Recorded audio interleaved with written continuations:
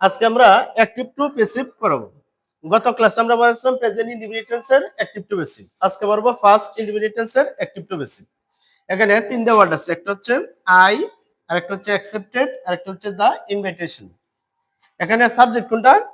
I. Subject হচ্ছে I. Verb কোনটা? Accepted. এটা হচ্ছে ভার্ব। ভার্বের কয় নম্বর এটা? 2 নম্বর। আর ইনভাইটেশন এটা হচ্ছে অবজেক্ট।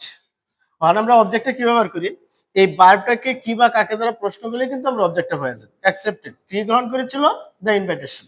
এখন যদি আমরা প্যাসিভ করি তাহলে হবে প্রথমে অবজেক্টটাকে কি বানাইলাম? Subject the invitation.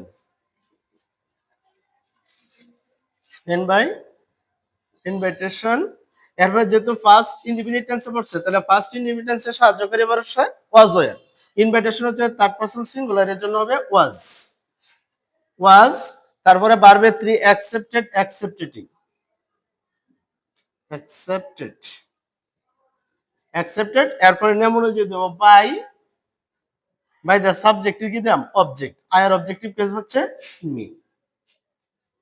তাহলে আই অ্যাকসেপ্টেড দ্য ইনভিটেশন, এটার প্যাসিভ হচ্ছে the invitation was accepted by me.